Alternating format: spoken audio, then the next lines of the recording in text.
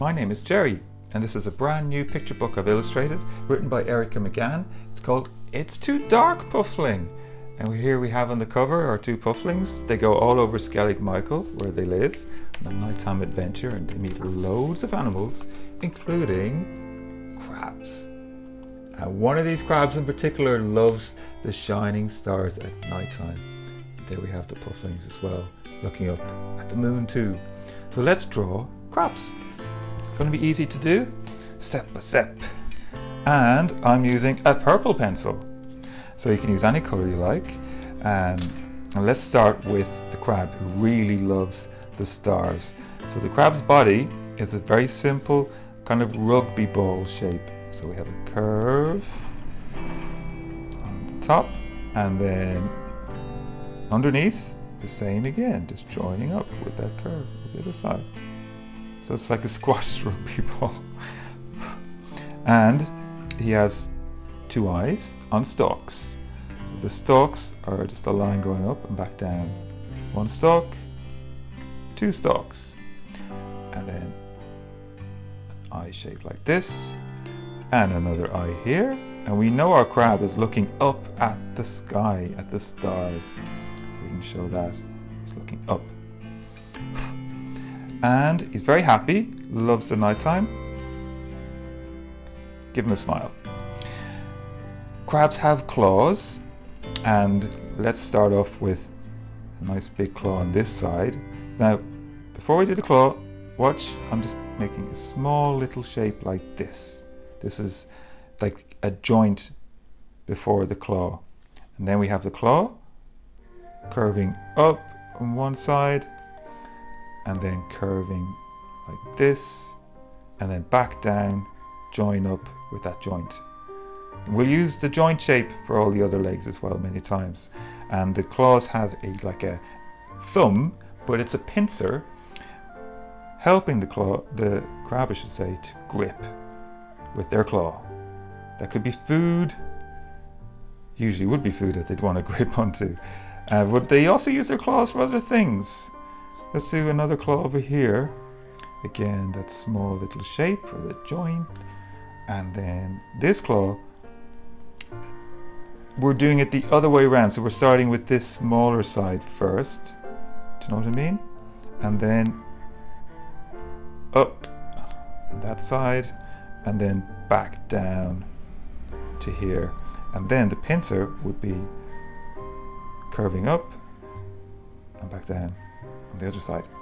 Okay, so this claw would be for gripping, food, but crabs can also signal to each other with their claws. They can communicate, which is amazing. Let's put in all the other legs. So we're going to use this shape again and again. We'll start with one leg over here. Crabs have many legs. They actually have 10 altogether. But I don't think we'll fit that many onto our drawing. So that's one of those. And then we'll have another little joint, a bit smaller, coming down. And then joining onto that, one more, even smaller.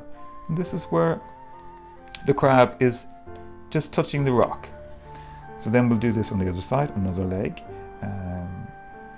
So yeah, they have 10 legs, and that includes the two big claws. But we won't see all the legs, but there would be smaller legs at the back of the crab. We don't have to draw those. You can't fit them onto this drawing. And so let's do, that's okay. I'm gonna have another one over here. This is behind a bit, so you see this shape is behind this shape. Then we could have the second joint coming down a bit, and then smaller like that. Let's go back to the other side, do the same again. So you can carefully add in your joints for the crab's legs. They scuttle across the rocks. Tap, tap, tap, tap. And one more leg here. Let's squeeze in another shape. Tight, like this. And then smaller one, and then one more touching the rock. Okay, that's enough there. And let's squeeze in one more over here. Okay, so there's quite a few legs there on our crab. And this is the rock. nice rough line. So Skellig Michael is a big rock. It's full of rough surfaces. I'm putting in a line here for the other crab to stand on. Underneath, I'm thinking we could have a sleeping crab. Okay, there was quite a few in the book, in the drawing. So let's put in a second crab here, and this crab is asleep. So we're going to have that shape again for the body. Okay, and the claws are kind of held together. They're tight together as the crab is asleep. So look, we'll have a curve going up, and then this is another curve for the second claw. And then if you imagine, okay, this is coming up to here, and then they're joined. You see what I mean? Put a line across there, and then the second claw. Yeah, so now they're tight together. Snug for the night. And her eyes are closed. She's had enough of looking at the stars. We will be adding in some stars. And again, the legs, and we're going to use that joint shape. So you already know how to do the legs. I'm going to speed up the video here as I add in all these other legs.